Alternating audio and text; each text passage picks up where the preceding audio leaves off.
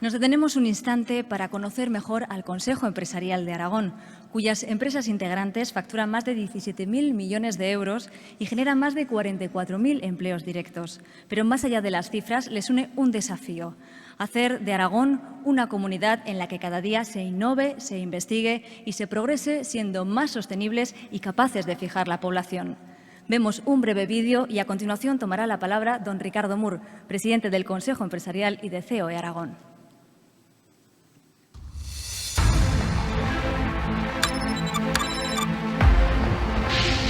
La Confederación de Empresarios y las mayores empresas de Aragón constituyen el Consejo Empresarial, que ya es un foro de debate de referencia sobre el presente y futuro de la economía y la competitividad. 4 objetivos: anticipar tendencias, amenazas y oportunidades, identificar palancas de competitividad, mejorar la colaboración público-privada y promover las reformas necesarias para el desarrollo de Aragón.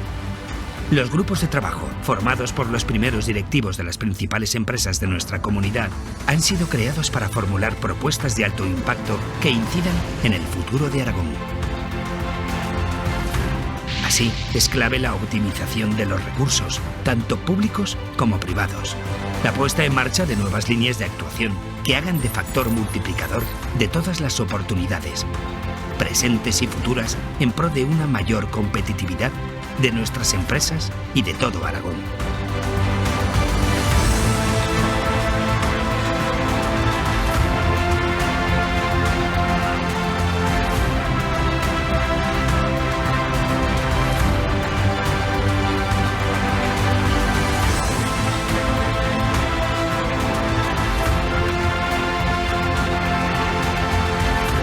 Más competitividad, más Aragón.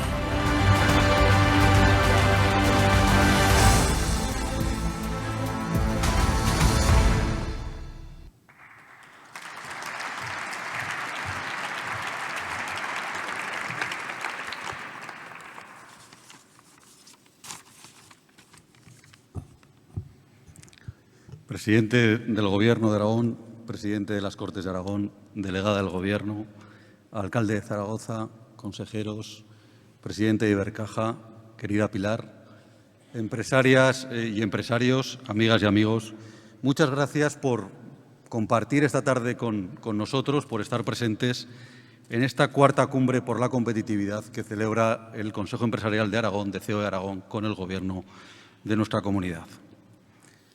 Hace poco más de un año celebrábamos la tercera cumbre empresarial, en el mes de julio, y derivado pues de la situación electoral que había, de la retraso en la formación de Gobierno, este año pues lo hemos hecho en diciembre, pero no queríamos dejar de celebrar la cumbre del año porque pensamos que es una cita importante, que hay que hacerla y que de alguna manera refuerza esa colaboración COE con el Gobierno. El año pasado, hace apenas un año, celebramos en un contexto francamente muy diferente. Entonces, la economía estaba creciendo al 3%, yo creo que vivíamos una fase de optimismo. Por primera vez en la democracia había triunfado una moción de censura, el 1 de junio del 18, y asistíamos a los primeros pasos del nuevo Gobierno encabezado por Pedro Sánchez. Hoy la situación es muy distinta. A esa ralentización de la economía que todos estamos notando y que yo coincido en que no va a ser tan fuerte y vamos a vivir un estancamiento y una etapa de menor crecimiento, pero no vamos a vivir una parada de la economía, ni mucho menos.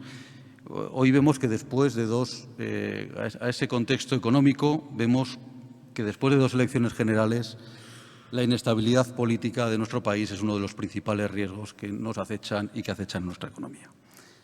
Hace 3 semanas apenas celebramos las elecciones generales y donde vimos que los resultados a nivel de bloques ideológicos no son distintos de los que a día de hoy tenemos, ni los resultados también por bloques territoriales, ¿no?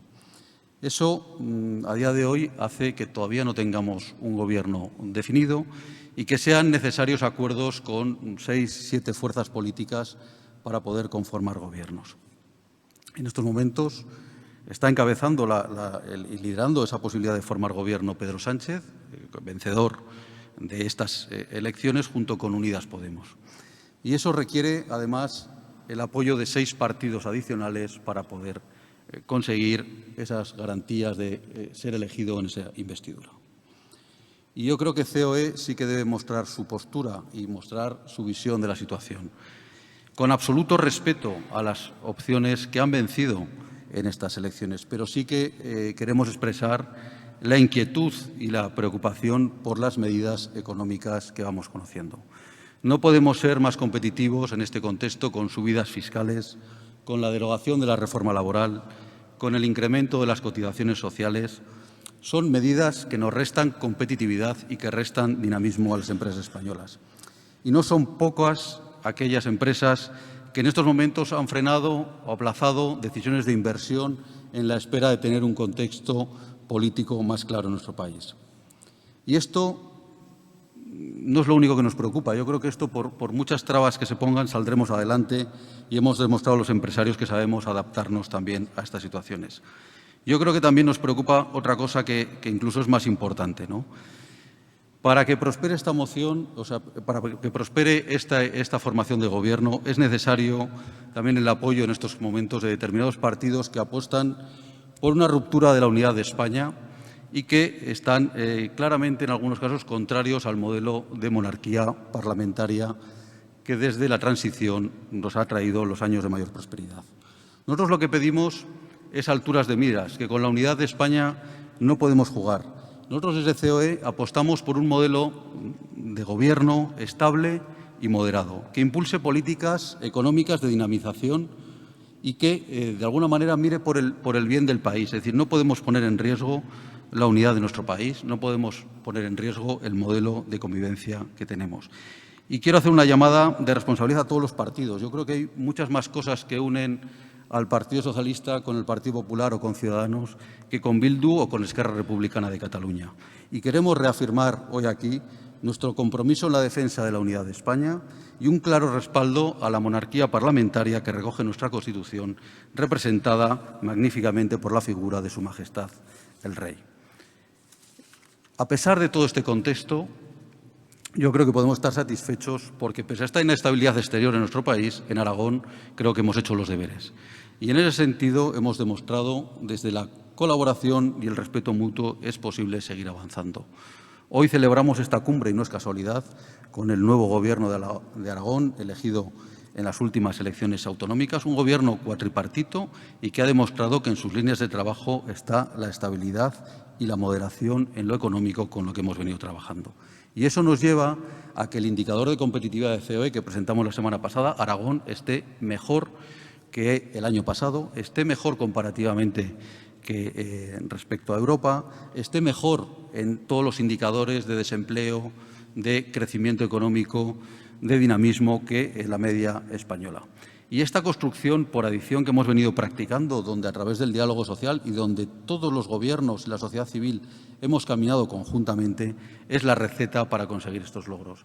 Si en los 80 todos apostamos por la llegada de Opel a la factoría de Figueruelas y permitió desarrollar un magnífico y una potente industria vinculada al sector de la automoción, que hoy representa el 12% de nuestro Producto Interior Bruto, a los 90, donde la apuesta por las plataformas logísticas y la llegada de grandes compañías, como el caso de Inditex, ha permitido también configurar un Aragón muy vinculado a lo logístico como una potencia de primera magnitud. Yo creo que la apuesta por la industria agroalimentaria también en los últimos años ha conseguido que hoy Aragón sea un referente, atrayendo inversiones de fuera, pero también permitiendo que nuestros grandes grupos agroalimentarios puedan conquistar otros territorios y a día de hoy son un referente nacional. Hoy el sector agro supone el 12% también de nuestro PIB. Es un sector que aporta tanto como el sector de la automoción. Y en 2019 celebramos 2 nuevas líneas en este crecimiento por adición en Aragón. Y quiero felicitar muy sinceramente, presidente, a tu Gobierno por la magnífica labor realizada en ambas. Y me estoy refiriendo, ya se ha mencionado, a la llegada en Aragón de Amazon Web Services. Yo creo que va a suponer un antes y un después en la era de la economía digital y es colocar a Aragón en la Champions League de la digitalización en Europa y en el mundo y es una magnífica noticia. Y, por otro lado, creo que hay que destacar y poner en valor la apuesta decidida de tu Gobierno por las energías renovables. Eso va a suponer una inversión importantísima en el Aragón más despoblado, en el Aragón que necesita estas inversiones al tiempo que nos coloca en primera línea de lo que significa la economía circular, la economía limpia y la generación de una energía medioambientalmente sostenible. Hoy vamos a dar un paso más en esta colaboración de empresarios y Gobierno, con la firma de un protocolo de colaboración que posteriormente nuestra consejera de Economía explicará con mayor detalle, pero sí que me vais a permitir que haga una referencia a los 4 puntos que vamos a firmar.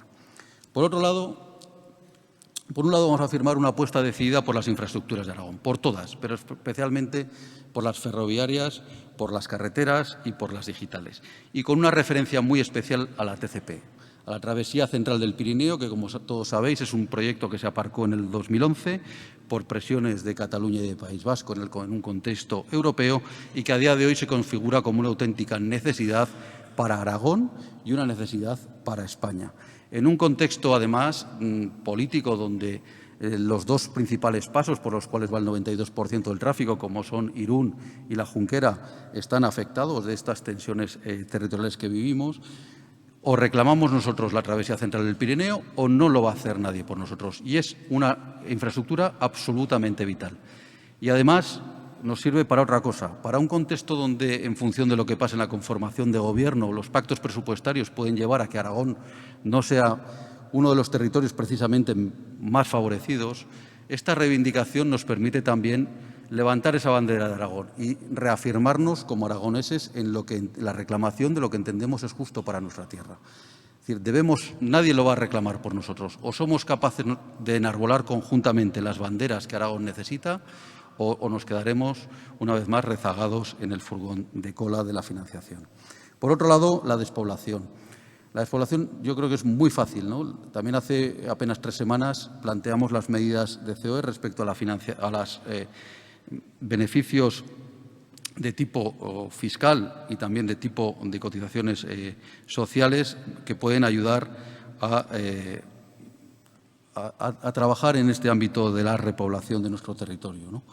No es una solución única y hay que trabajar de una manera transversal para garantizar, y en ese sentido el Gobierno de Aragón dispone de un comisionado de la despoblación, para garantizar que cualquier aragonés, independientemente de que viva en un sitio o en otro, tenga los mismos derechos, los mismos servicios y las mismas garantías. Y para eso necesitamos una política de incentivos fiscales, pero también necesitamos unas infraestructuras y unos servicios que sean igual independientemente de donde se ve. Y esto lo vinculo con el tercer punto, que es la financiación autonómica.